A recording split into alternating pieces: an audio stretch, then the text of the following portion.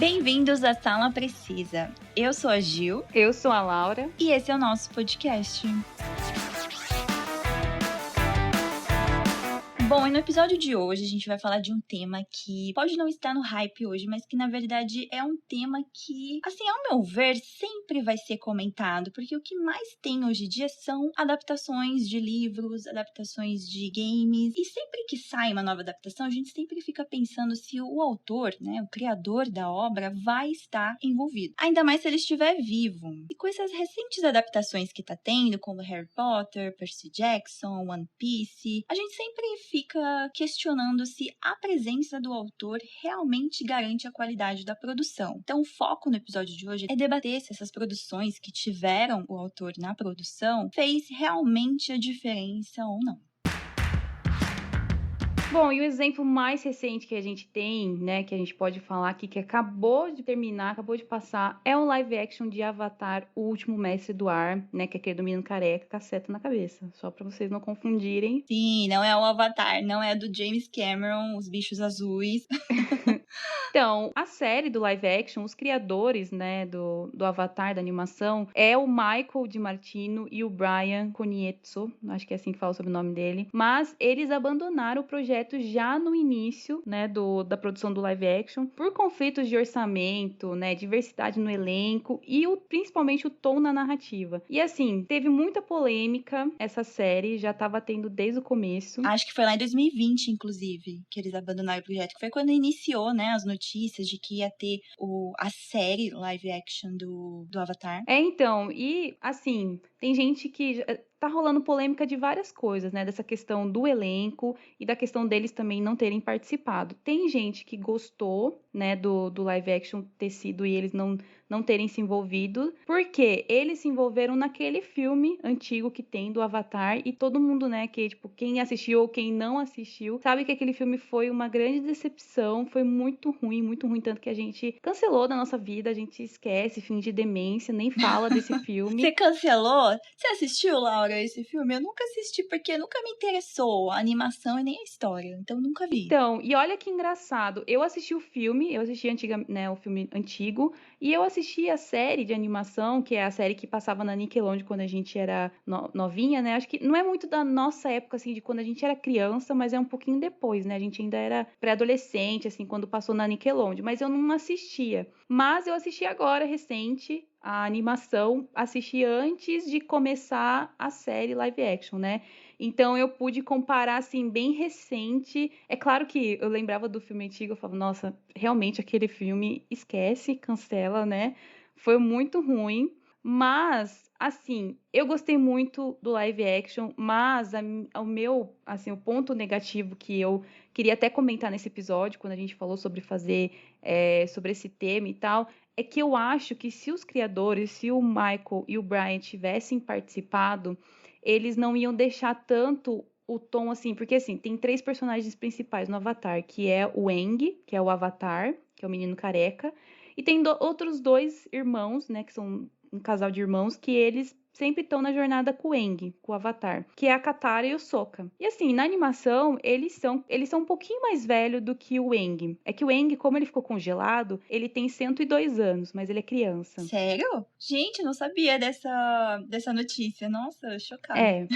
Ele ficou 100 anos congelado, né? Então, assim, ele tem mais de 100 anos. Tipo o Capitão América. Isso. Só que daí, quando ele foi descongelado, ele é super criança. Então, tipo, ele tem aquele jeitão de criança, ele tem aquele humor de criança, ele faz, né? Tipo, ele gosta de brincar e tal. A inocência da criança.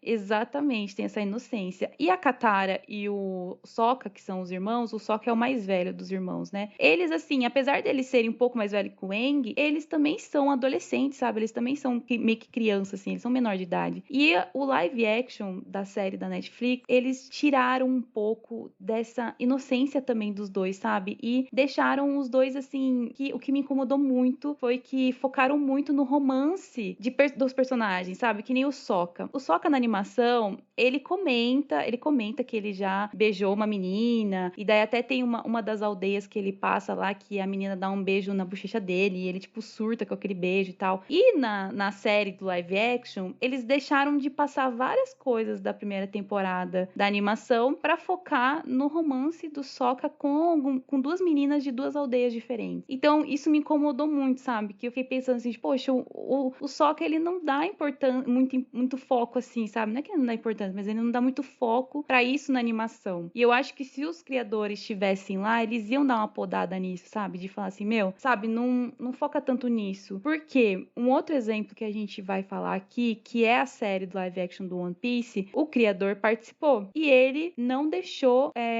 eles focarem em romance, né? Com as outras pessoas que estavam envolvidas. Ele não deixou isso ser o foco, porque ele falou que no anime, isso não é o foco. Então isso foi muito bom, sabe? Porque a gente pôde ver uma adaptação quase que fiel. E então, tipo, eles não focaram, porque tudo, sabe? Tudo que vira coisa pra adolescente tem que focar em romance, não sei porquê. Mas isso foi uma coisa que me incomodou, sabe? Em Avatar, eu gostei muito da série, que ela é muito divertida, mas realmente essa parte do Sokka me irritou um pouco, sabe? Porque focava muito e, tipo, ficava um tempão contando aquela história do Sokka com a menininha que ele tava interessado e tal, tipo, e eu ficava, mano, passa logo isso daí.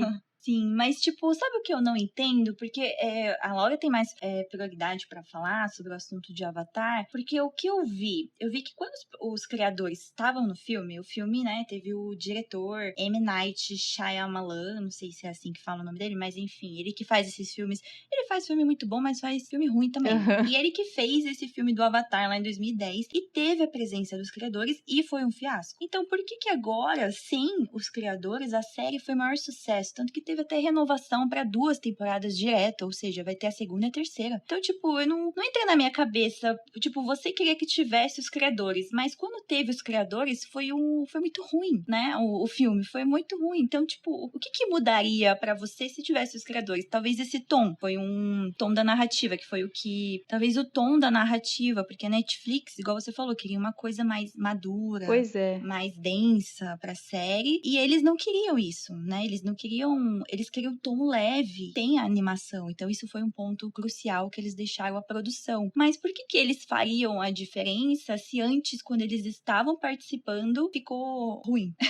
Por que mudaria pra você se eles estivessem agora na produção da Netflix? O que seria bom? Então, não dá pra falar, assim, tipo, eu não acho que seria totalmente bom, porque realmente eles cagaram no filme, né? Eu não sei se foi 100% culpa dos dois o filme ter sido ruim, porque várias coisas deram errado.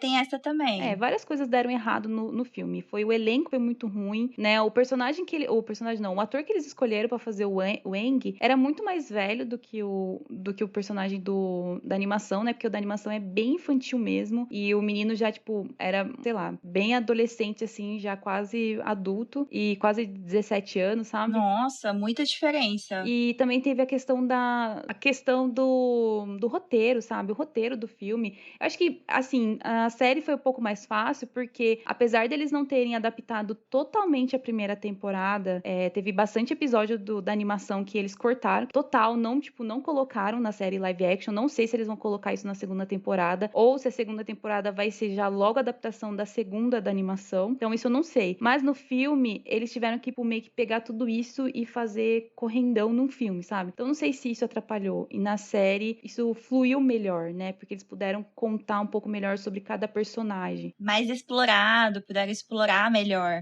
né? Por causa de ter vários episódios, consegue explorar a história melhor. Só que nem outra coisa. Uma coisa que eu acho que eles iam barrar também na série live action, que foi uma coisa que eu contei pro Kenji, que me incomodou muito, mas o Kenji falou que como ele não lembrava da animação, isso pra ele foi whatever, sabe? Foi tipo, tanto faz. Porque no começo da animação, a gente começa já logo com o Aang sendo descongelado pelos dois irmãos, e a partir daí, o Aang vai contando através de flashback o que aconteceu com ele, por que ele foi parar ali, por que todas as nações de cada elemento tipo assim, que tem o elemento da água, do fogo, do ar, da terra. Então, existem tribos que dominam esses elementos, né? Então, tipo, por exemplo, dos irmãos que estavam junto com ele, a Katara, ela é da nação do gelo lá, então ela domina a água. Ela consegue dominar a água, né? Então, assim, cada lugar, antes da guerra, eles viviam em harmonia. Daí aconteceu a guerra, que foi quando o Aang foi congelado. Aí eles viraram inimigo um do outro. Então, eles vão contando através de flashbacks o que aconteceu na guerra, por que agora eles se odeiam, por que existiu a guerra, entendeu? E no live action da Netflix, eles pegaram e contaram tudo isso nos primeiros 15 minutos do primeiro episódio. Eu falei assim, o quê? Eles já contaram toda a história do Avatar nos primeiros 15 minutos e eles não deixaram a gente descobrir. Meu Deus. Não precisa assistir tudo, então? Uhul! Posso assistir só os 15 minutos e já sei a história completa. Você já sabe como que o Aang, como que ele foi escolhido pra ser Avatar, entendeu? Como que ele virou Avatar. E, tipo, tudo que aconteceu. Eu falei assim, mano, eu não acredito. Eu falei, não acredito que eles estão contando tudo que a gente vai descobrir ao longo dos episódios com o Aang contando, ou sei lá, com a avó da Katara contando, ou com alguma outra pessoa contando, através de flashback, sabe? Tipo, tudo a gente descobre no começo. Eu falei, ah, não, ele tá brincando. E eu acho que os criadores, eles não iam deixar isso acontecer. Então, eu acho que isso poderia ser um pouquinho melhor. E outro exemplo também recente que fez a gente querer debater sobre esse tema é a série do Percy Jackson, que deu o que falar. Tipo, deu o hype que essa franquia merecia, mas assim, não talvez de uma forma positiva, porque os fãs ficaram muito divididos. Uhum. Eu lembro que quando saiu, a gente sempre comenta, eu sempre repito aqui pra vocês, novos ouvintes que estão chegando, que nosso primeiro episódio aqui do podcast foi sobre a notícia que saiu lá em, nossa, acho que 2019, final de 2019 ou 2020, né, Laura? Que ia ter uma série do Percy Jackson, que ele ia ter tanto que o nome do nosso episódio é esse Percy Jackson vai ter finalmente a adaptação que merece. E aí eu até respondi no episódio recente que a gente gravou falando da série que sim, teve. Mas assim, parando pra pensar, analisando mais criticamente, eu não sei se ainda teve a adaptação que merece. Os fãs ficaram muito empolgados porque ia ter a presença do Rick Riordan, que é o autor da série dos livros. Então todo mundo pensou, nossa, caramba, agora sim, agora vai. Quem não sabe, teve os livros, né, o primeiro e o segundo, teve adaptação de filme lá em 2010 e 2013. E foi um fiasco, porque não teve a participação do Rick. Ele não se envolveu em nada no projeto. Então, assim, pra quem lê o livro, a história mudou completamente o foco da história. Tipo, a idade dos personagens é um ponto, assim, crucial na história que foi alterada no filme e não fazia sentido. Aí chegou o segundo filme, quiseram tentar consertar a cagada, mas aí não deu certo. Aí passou todos esses anos e finalmente, ano passado, em dezembro de 2023, saiu a série do Percy Jackson, que eu tava, assim, muito, muito ansiosa pra assistir, porque eu sou muito fã, tipo, minha franquia de livros favoritas. E eu comecei a assistir o primeiro episódio,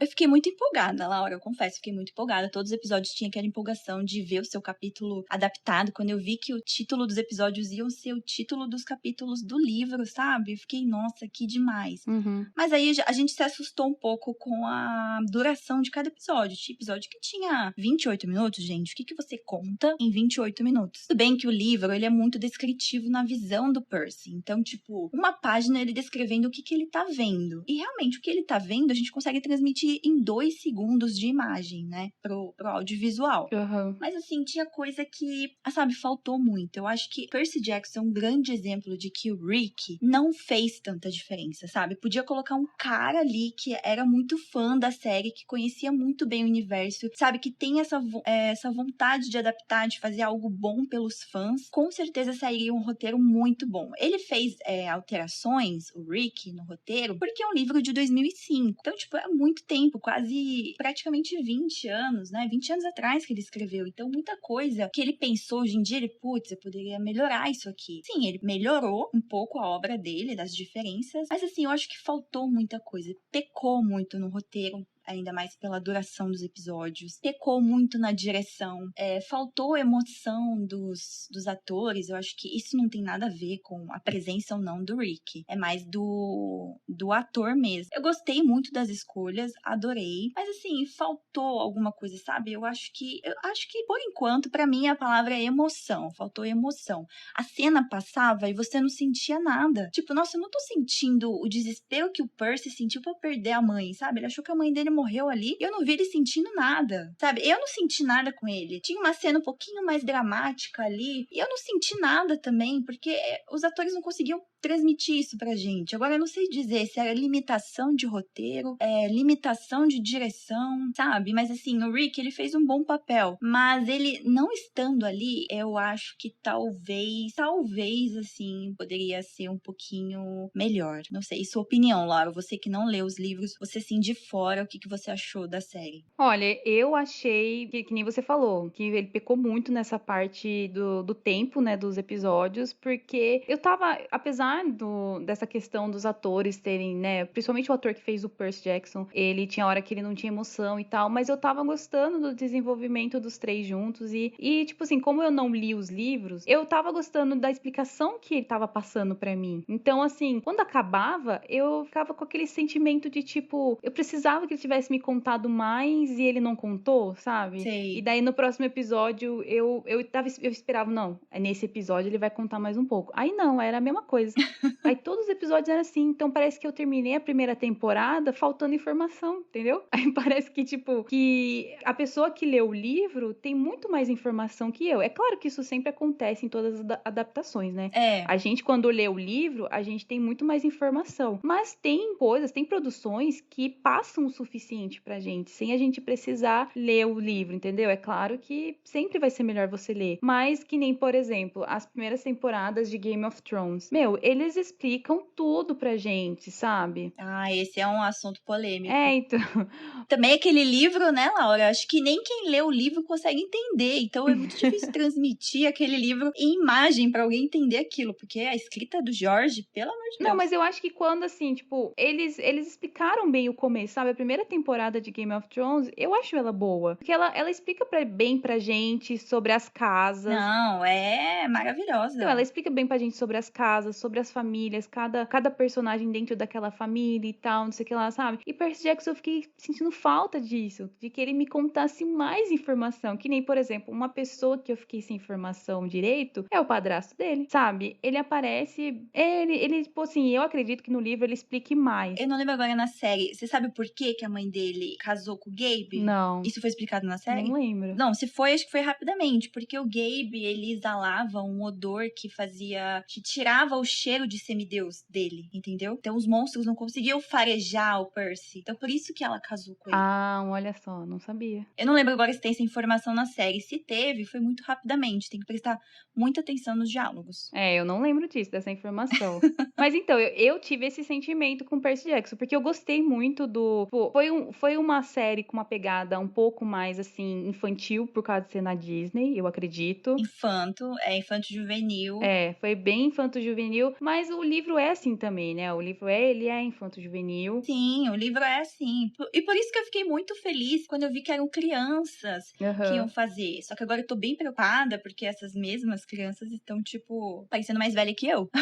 estão crescendo. Então, e tipo, a segunda tá nem nos planos ainda. Tipo, foi renovada? Foi, mas tipo, pra 2000 e quando? Mas assim, eu gostei. No geral, assim, eu gostei da série. Eu só queria, tipo, a minha crítica é sobre isso. É sobre os episódios terem mais tempo pra eles explicarem. Poxa vida, poderia ter, sei lá, pelo menos meia hora, sabe? Tipo, 35 minutos de episódio, um pouquinho a mais, ou sei lá. Não, isso é muito pouco. Devia ter 45 minutos, 50 minutos, gente. Devia ser um. Não, então, Não precisa ser Devia ser um uma crime hora. você fazer um episódio de 28 minutos. Não, não deviam deixar isso ir pra TV, sério. Nossa, é. Mas assim, o Rick. É, animação, tudo bem. Não, animação tudo bem, não aguento mais que 10 minutos. Mas o Rick foi positivo e foi negativo, igual eu falei, dividiu os fãs. Mas assim, são erros que na segunda temporada super pode ser consertados, diferente do filme, que não tem salvação. É. Então, tipo, eu fiquei muito assim chateada da galera ficar remetendo ao filme. Ah, mas isso não tinha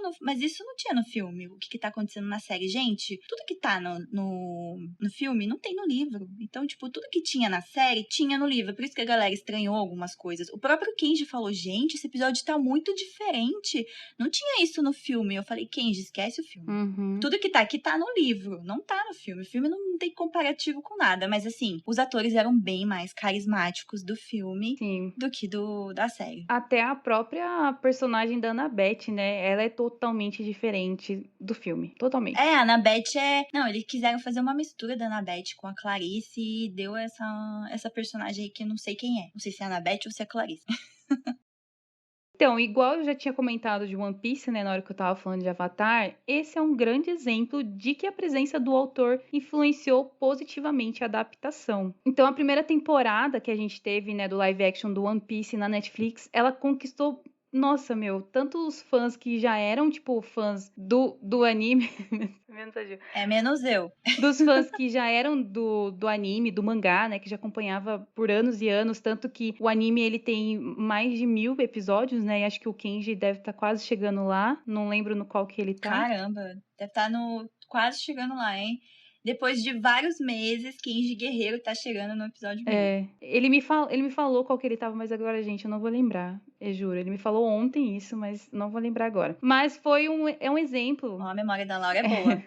Péssimo. Mas é um grande exemplo de que conquistou até. Tanto que me conquistou, gente. Tipo, eu nunca assisti nada. É, a Laura, o exemplo de que não é fã e agora virou fã. Não, eu virei fã do live action, né? Porque assim, me recuso a assistir o anime. Então, sim, da história. É. 1000 episódios. Não, me recuso a assistir, gente. Eu até tô ficando com vontade de ler o mangá, porque eu gosto muito, né, de HQ e dessas coisas. Nunca li mangá na minha vida, mas alguns alunos meus estão tentando me convencer a ler, que eles falaram que eu vou gostar e tal. Mas assim, a série, gente, o live action, teve a participação do criador vou tentar falar o nome dele. Eiichiro Oda. Que, Shiro ou Eikiro? Já não sei. Já meu japonês já não é tão bom assim. Mas ele participou dos bastidores da série da Netflix. E que isso não só assegurou um elenco perfeito, que ficou ótimo, a galerinha lá que eles escolheram, mas também ficou muito fiel, preservou muito a fidelidade do que é o anime e do que é o mangá, né? Porque o anime, ele já é muito fiel ao mangá. A galera, ama por causa disso. E a série teve mais tempo do que 28 minutos, os episódios. E teve uma adaptação muito boa, que ao mesmo tempo não foi tão daquele estilo do anime, sabe? Porque eu não consigo assistir anime, gente, porque eu acho que é uma vibe muito frenética, sabe? Esses animes japonês. É uma vibe muito frenética, eu não tenho paciência de assistir. Os personagens, eles gritam muito, eles demoram muito pra fazer uma cena e tal. Então a série live action, ela me pegou por causa disso, porque ela meio que tirou toda essa parte frenética e só contou a parte que eu queria saber, que é a parte dos personagens, a parte divertida da viagem dele lá em busca do One Piece e tal. Eu tô muito animada pra segunda temporada. Eles também têm que gravar logo, porque também os personagens já estão ficando com cara de mais velho. Então eles têm que aproveitar. Mas, meu, tipo assim, a série live action fez um hype absurdo. E eu nunca esqueço meu pai me perguntando: Gil, você tá assistindo One Piece? Eu falei, One Piece? É essa série da Netflix. Falei, sim, pai, mas é One Piece que fala. E igual eu falei, não me pegou. Talvez eu assista um dia, mas eu acho muito legal isso, que eu acho que o principal é quando tem a presença do criador é preservar a essência do material original. Eu acho que por isso que eles anunciam que, vai ter o criador. Claro, há controvérsias, né? Igual a gente falou do Avatar, teve o criador, mas foi um fiasco o filme. O Percy Jackson teve o autor, não foi um fiasco, mas assim, era pra ter sido igual a da Netflix, sabe? Não ter reclamações e trazer novos fãs pra conhecer o material. Então, esse é um grande exemplo que, se não tivesse o Oda, talvez não teria sido esse grande sucesso que foi One Piece. Ou One Piece, segundo meu pai. Isso também aconteceu com Game of Thrones, igual a Laura citou. A gente, nas primeiras temporadas, eu não sei dizer até qual temporada agora. Foram 8 temporadas, né, Laura, de Game of Thrones, se não me engano? Uhum. Eu acho que até a quinta temporada tinha livro, que eu acho que eu tenho 5 livros.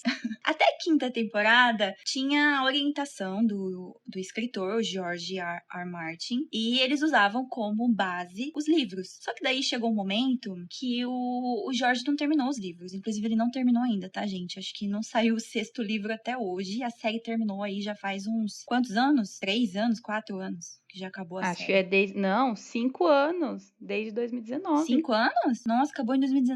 Uhum. Caramba, já faz tanto tempo. E pois é, 5 anos ainda e o cara não terminou o livro. Sim. Enfim, aí a série foi, muito boa, gente. Assim, foi um fenômeno da cultura pop, né? Todo mundo fala ainda de Game of Thrones. Comic Con não cansa de trazer o trono lá de ferro do Game of Thrones pra você tirar foto. Acho que todo mundo tem foto nesse trono já. Mas assim, depois até a quinta temporada, muito boa, sério. Não tenho o que que falar, tipo, é muito boa a série mesmo. Mas aí chegou a sexta temporada, começou não sei, começou a cair um pouco a qualidade, porque eles não tinham mais um livro de base. Eles não conseguiam acelerar, tipo, Jorge, escreve logo o livro aí, termina aí pra gente, né, dar tempo de terminar a série. Pô, não dá, gente. Olha que tem o chat GPT, Jorge, ele não consegue terminar o livro.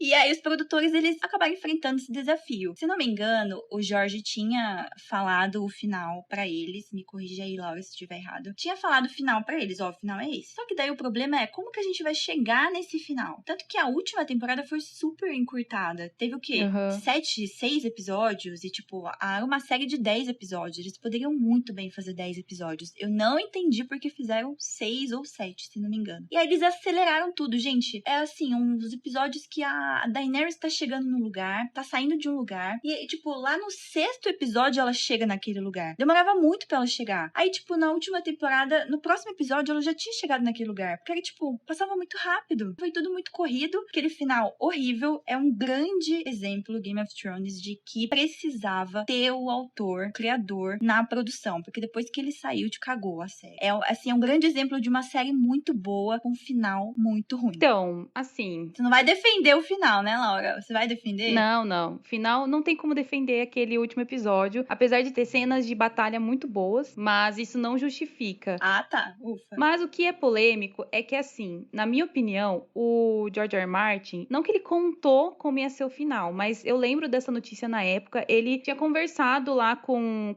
os diretores lá, com os irmãos lá, né? A ideia dele sobre o final, como que ele queria que fosse, como ele estava imaginando que poderia ser. Ah. E assim, ele fica enrolando pra escrever. Então, porque, ao meu ver, o George R. R. Martin, ele é um baita de um zoeiro. Será? Que ele vai fazer um final totalmente diferente. Porque, assim, a gente sabe que o final foi muito ruim, que ninguém gostou e tal. Que uma dessas pessoas que leu o livro e já imagina mais ou menos como que vai ser, porque eu li só até o 3º. Então eu não sei tipo, tudo que acontece no 5º, mas a minha irmã leu. E eu lembro que ela parou de assistir a série por causa disso, porque chegou um certo momento da série, da HBO, que já tava fugindo total do que eram os livros. E eu acho que o Martin já não tava mais participando nessa época. Então ela falou assim, meu, eles estão viajando total, eu vou parar de assistir e tal. Aí quando eu fui conversar com ela sobre o final da série, ela falou assim, E não vai acontecer isso no último livro, porque o 5º livro, ele leva pra outra direção. Então não faz sentido acontecer isso que aconteceu na série, entendeu? Aí ela começou a me explicar um monte de coisa. Eu falei assim, meu, e o Martin, ele não se pronuncia em nada sobre isso de fazer igual é a série. Ele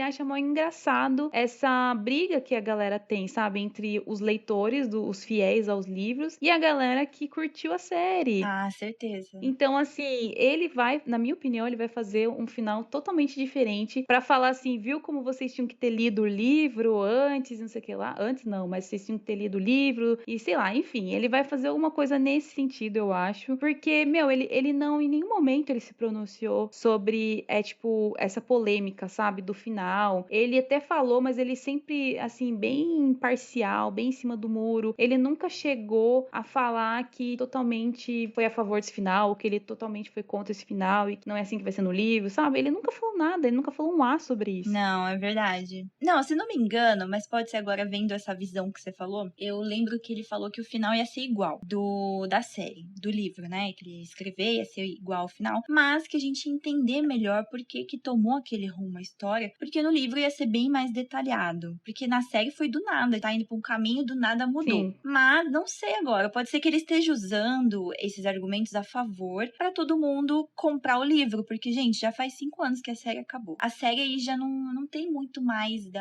desse universo de Game of Thrones por aí.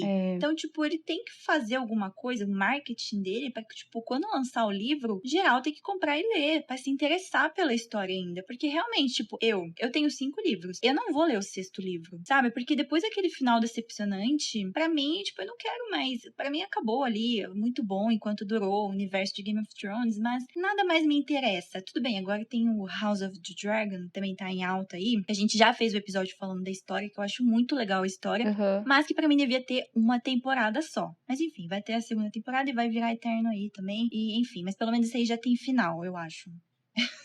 E não tem que se preocupar. Mas, assim, não sei agora o que esperar. Eu vou esperar alguém ler o livro e me contar o final, porque eu não vou ler. A não ser que eu ganhe de presente, mas é só de enfeite pra minha estante. Que minha irmã tava contando pra mim na época, que eu lembro, assim, eu não vou lembrar totalmente as coisas que ela falou, porque faz tempo que a gente conversou sobre isso. Foi logo quando terminou a última temporada. Ela falou que, por exemplo, essa questão do Jon Snow encontrar super rápido a Daenerys na série, nas 2 últimas temporadas, né, eles já se encontram, e ele já tá lá, tipo, tendo esse envolvimento com ela e tal. Ela falou assim, meu, isso daí é uma coisa impossível, sabe por quê? No livro, no 5º livro, a Daenerys tá num lugar, tipo, no lado oposto do Jon Snow. Não tem como, eles estão meio que em arcos da história diferente, não tem como eles se encontrarem. Então, assim, se o Martin for escrever esse último livro, eles vão ter eu quero só ver a explicação que ele vai dar pra fazer os dois se encontrarem tão rápido assim também, sabe? Porque isso é uma das coisas que a galera mais criticou, a galera que leu o livro. É desse romance dos dois e dessa proximidade dos dois tão rápido, assim. Porque, assim, meu, eles sabem. E eles são da mesma família, não é? Ele não é tio dela, algo assim? Ela é tia dele, não sei. Ele é tio dela. Não, ela é tia dele, é. Só que é tipo. Ah, mas isso é normal lá nas histórias. Não, mas mesmo assim, a minha irmã fala que eles estão em histórias totalmente diferentes. Eles estão, tipo, sabe? E daí na série eles fizeram isso acontecer muito rápido. Então ela falou assim: quero só ver a explicação que ele vai dar, né? Porque isso aconteceu muito rápido. Já sabemos, então, pra quem perguntar, pra irmã da Laura, porque ela vai ler o livro e ela vai contar pra gente o final, porque eu não vou ler. Eu acho que o maior exemplo de adaptação sem a presença do autor, que também seria impossível, né, gente? O Tolkien faleceu quando? Se não me engano, faz muito tempo. Acho que antes da gente... Até o filho dele, né, seria impossível. É, antes da gente nascer. Não, mas acho que ele ainda tem alguém da família. Mas, assim, ninguém da família participou da produção. É, mas o filho dele, que foi quem continuou, resgatou várias obras dele que não tinha publicado. Então tem vários livros que são o nome do filho dele, né? Que é o... não vou lembrar o nome do filho dele. Também não vou lembrar. Christopher? Acho que é, não. Não lembro. Mas, assim, nem ele daria pra participar, porque até ele já morreu faz muito tempo. Então, eu cito, assim, como exemplo, mesmo que seja impossível ter a presença do criador, que é o Senhor dos Anéis, que teve a direção do Peter Jackson. Pra mim, fez total diferença. Só que, assim, só no Senhor dos Anéis, porque o Hobbit a gente ignora. Foi feito pelo Peter Jackson, mas ele próprio reconheceu o erro. E isso é bom, o próprio diretor reconhecer, né, que errou ali não na adaptação, mas de ter feito 3 filmes de um livro infanto-juvenil. Sim, gente, Hobbit é infanto-juvenil.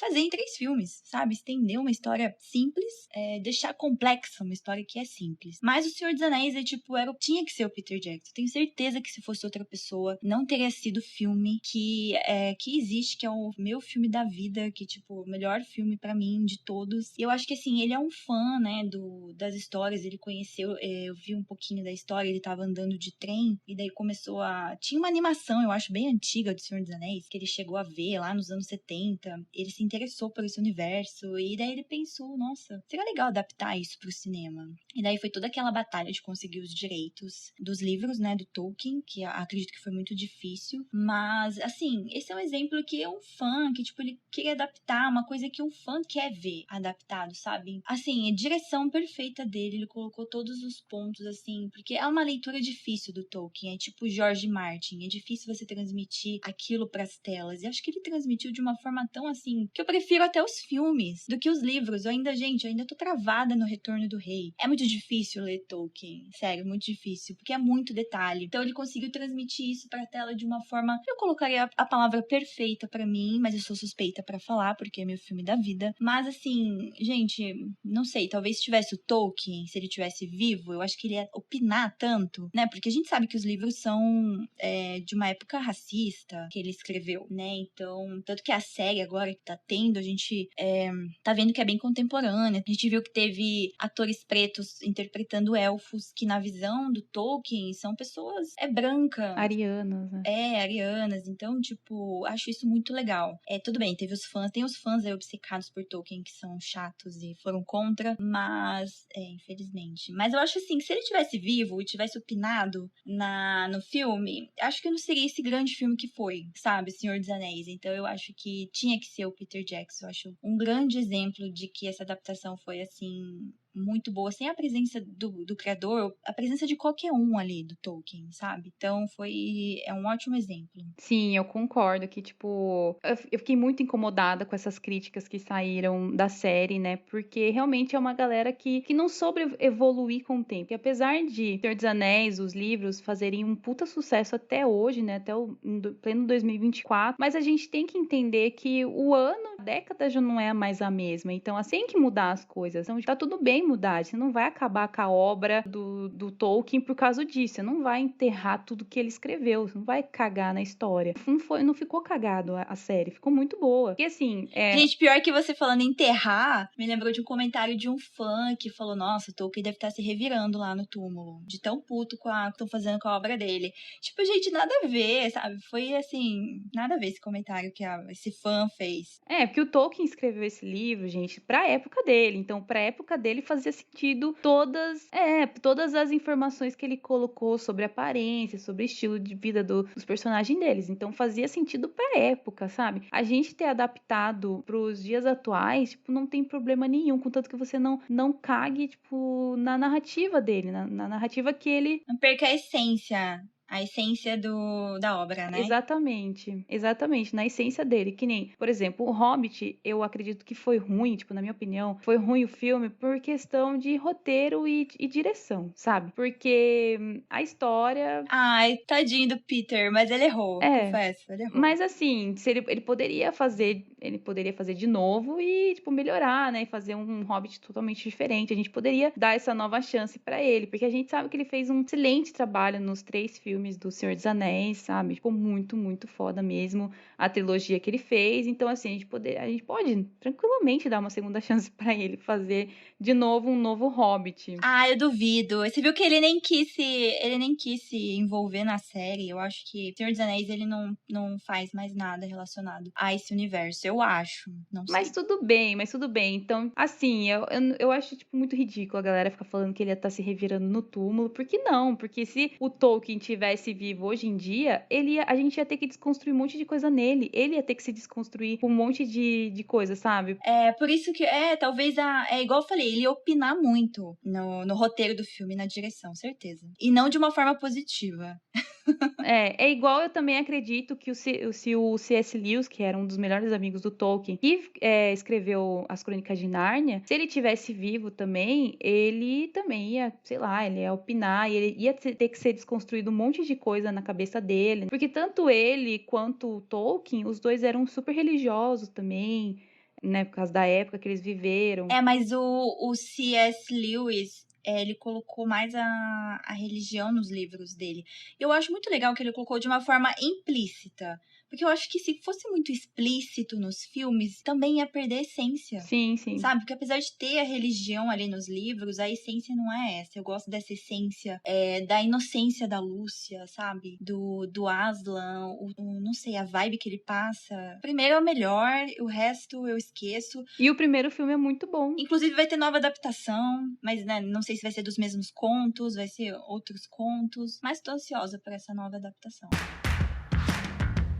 Bom, mas já vindo nessa parte de notícias aí, de novas adaptações, já que a gente comentou Narnia aí, eu trouxe aqui 2 notícias que eu achei quando a gente viu sobre o tema desse episódio, que vai sair o live action de The Legend of Zelda e vai contar... Que é um jogo, né? É um jogo da Nintendo, e ele vai contar com a produção do Shigeru Miyamoto. Não sei se é assim que fala também. Gente, é tudo japonês, né, que cria os jogos. Mas assim, ele vai ter... Nintendo vai participar junto, a produção. Não sei ainda qual que vai ser o outro que vai distribuir o filme, né? Mas eu sei que a Nintendo vai estar junto. Igual foi no filme do Super Mario lá, Bros, o filme, que a Nintendo tava junto também. Olha. Mas de ter produção junto com o Miyamoto, vai ser bom. Ele é o criador da franquia. Aí que fica a questão, né, Laura? Eu acho que vai. Eu acho que vai dar bom, porque assim, Legend of Zelda é um mundo muito fantasiado, muito fantasiado. Então assim, se você não tomar cuidado, você pode fazer um negócio cagado, sabe? Pode fazer um negócio que fique tosco, sei lá. Então, assim, é bom ter ele, porque ele vai poder ajudar a trazer a essência mesmo do jogo pro live action. E também uma outra notícia que eu vi é que o live action também, eles estão nessa moda de fazer live action de, tipo, de game, de anime, de tudo. Então, também vai ter um live action de como treinar o seu dragão, sabe? Aqueles filminhos de animação que era da DreamWorks, depois teve uma série de animação, né? E vai ter direção e roteiro do Jim DeBlois, que ele foi o criador, né, dos filmes de animação e também da série de animação da DreamWorks, né? Mas não a história do Como Treinar o Dragão não é dele, é da escritora, né? É uma franquia de livros da Cressida, não sei como falar sobre o nome dela, mas acho que é Cressida Cowell. Mas, assim, eu achei legal de ter ele, porque ele vai... Assim, eu não sou muito a favor desse live action, mas já que vai ter, vamos deixar bem claro, assim, que eu sou totalmente contra live actions de animações que já existem. Não precisa pra contar a mesma história, né? Pois é, mas enfim, já que vai ter, então eu achei bom eles terem colocado a direção e o roteiro, né, pro Jim, porque ele, assim, não vai fugir totalmente do que é a essência do filme, entendeu? Porque os filmes são perfeitos, gente. Todos os filmes de Como Treinar o Dragão são muito lindos. O meu sobrinho ama essa animação, ele é apaixonado, e é muito boa mesmo. Então, assim, o live action, ele tem que chegar pelo menos um pouquinho perto, sabe? Porque senão eu vou ficar com raiva, igual esses live action da Disney, que eu tô com raiva de todos. Mas enfim, isso é um assunto para outro episódio. Eu acho que um exemplo clássico de adaptação é Harry Potter, gente. A gente não podia encerrar o episódio sem falar de Harry Potter. Só que, assim, é um exemplo que não precisou ter a autora na produção. E, tipo, os filmes foram ótimos sem a presença dela, da J.K. Ainda mais que, né, ela é polêmica aí, teve todas as notícias polêmicas. Mas, assim, ela só foi produtora no último filme. Eu confesso que eu não sabia disso. Eu achei que ela estava envolvida. Por isso que agora faz mais sentido a galera não, mas a notícia da série do Harry Potter contar com a presença da criadora. Que agora sim ela vai fazer parte da criação da série. Já, coisa que ela não fez nos filmes, e os filmes foram ótimos sem a sua participação, J.K. Então acho que não vai fazer diferença ter ela na série. Eu acho que só vai, assim, polemizar mais por ter a participação dela. Mas, assim, eu sou só no spin-off, eu sou a favor. Gente, eu não sou a favor das coisas que ela prega, sabe? As coisas, todas as notícias. Assim, eu só fui a favor dela no Animais Fantásticos, porque eu acho que, assim, como eles tinham como base um livro que não tinha história. Tipo, é um livro falando dos animais. Ó, esse animal aqui foi criado, não sei, assim, eu nunca vi esse livro, mas é um livro, assim, tipo, das criaturas mágicas lá, dos Animais Fantásticos. Então não tinha uma história. De onde que eles iam tirar essa história? Tinha que ser da cabeça da J.K. Então, tipo, quem melhor para fazer um roteiro de um filme que não tem um livro como base do que a criadora. Então, assim, não ia ter Animais Fantásticos, não ia ter esse spin-off se não fosse a J.K. Então, aqui eu acho que acertaram em colocar ela, mas porque eu gosto dos filmes, gente, desculpa, eu defendo, porque eu amo aquele ator que faz o Newt, ele é muito fofo, e o Jude Law ficou incrível como Dumbledore. Então, tipo, não quero ser cancelada por falar isso, mas, assim, tinha que ter a participação dela. Mas na série, eu acho super dispensável, não precisa. Mas eu total concordo com tudo que você falou, Gil. Eu amo, tipo, tanto que o primeiro filme do Animais Fantásticos, ele é muito meu comfort movie, sabe? Tipo, quando eu tô meio na bad, assim, eu gosto muito de assistir. E o livro do roteiro eu ainda quero comprar pra ler, né? Do roteiro do primeiro filme do Animais Fantásticos. Saiu o livro, verdade. Porque realmente a galera falou que tá muito bem escrito mesmo. Porque igualzinho você falou. Nada melhor do que a própria criadora pra passar da cabeça dela o que ela pensa sobre isso. Como que seria uma história sobre isso. Como que é a vida do Newt? Exatamente, Como que é o Newt? De onde que eles vão tirar essa informação? Então, mas infelizmente, né, ela, tipo, falou muita merda na internet, no Twitter, brigou com muito fã, desnecessário, mas, gente, a gente não pode negar de que o universo que ela criou é maravilhoso. A gente, mano, sabe, salvou muita... Infelizmente. É Harry Potter, gente. Salvou muita gente, tipo, a gente quando era criança, a gente foi muito acolhida por Harry Potter, a gente foi muito abraçada, sabe? A minha irmã sempre foi muito viciada nos livros do Harry Potter. Foi a primeira, acho que, franquia, assim, grande que ela leu e que ela se apaixonou. Eu também. Então, sabe? Comecei a ler por causa de Harry Potter. Mas Harry Potter sempre abraçou muito a gente, assim, sempre foram filmes que foram comfort movies pra gente. Então, assim, ao mesmo tempo que eu quero muito essa série, eu tô muito triste com o jeito que a série vai sair, sabe? Vai sair em cima, né, na base dessas polêmicas da J.K. falar todas essas merdas que ela falou. E já teve época no começo, eu vou assumir aqui, já teve época no começo das polêmicas que eu defendi ela. Até briguei com pessoas perto de mim que não concordavam, que falavam assim, era muita besteira isso que ela falava. E hoje em dia eu reconheço isso, sabe? Que ela falou, assim, muita merda. Ela feriu várias aí comunidades e tal. E a comunidade de Harry Potter é uma comunidade gigantesca que ela perdeu, assim, acho que mais de 80% dessa comunidade, sabe? Ela foi muito tonta de fazer isso. Sabe o que é o pior, Laura? Que ela não tá nem aí, sabe? Ela não tem empatia. Eu nunca esperava isso dela. Porque a história dela, se você tem um documentário que conta, né, a história dela, eu vi esse documentário, eu fiquei, caramba, que história legal da vida dela, como que ela criou Harry Potter. Ela não tinha nada antes. E aí você, sabe, faz você sentir uma empatia por ela, mas aí depois de todas essas polêmicas e pensar que, ela não é grata por nada, sabe, do que os fãs. Porque se não fosse os fãs, o livro dela não ia ser nada. Não ia ser nada, sabe? Se não fosse pela gente, ela tem zero empatia. Mas, infelizmente, na série dos Animais Fantásticos foi necessária a participação dela. Mas, assim, na série, se ela for demitida aí numa segunda temporada, não vou me surpreender. Porque não vai fazer diferença, gente. Não vai. Ela não participou nada dos filmes e olha o sucesso que é os filmes até hoje. E são maravilhosos sem ela, produzindo ou não. O último filme é ok, mas, gente, aquela cena me incomoda muito da varinha voando e indo direto pra mão do Harry. Sério, aquela cena me incomoda. Eu não sei se ele fez o feitiço Axio pra puxar ou se foi o vento que levou.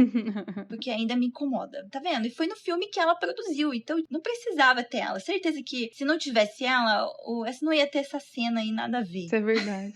E dentro de grandes franquias, a gente tem Jogos Vorazes, Crepúsculo, Maze Runner. Inclusive, a Laura falou de Zelda, que é um videogame. A gente teve The Last of Us. E todas essas contou com a participação do criador. Acho que Jogos Vorazes acho que fez muito sucesso, porque a Suzanne Collins, a criadora, ela participou, ela colaborou com o roteiro do filme. Eu sei que no primeiro ela colaborou, não sei dizer nos outros, mas se ela não colaborou nos demais, assim, desnecessário então a presença dela, porque foi incrível, a adaptação. Sabe, acho que os fãs de uma franquia que os fãs não reclamam é a adaptação de Jogos Vorazes. Acho que é unânime, que todo mundo fala que, gente, foi muito boa essa adaptação. Muito boa mesmo. A que eu reclamo é Crepúsculo.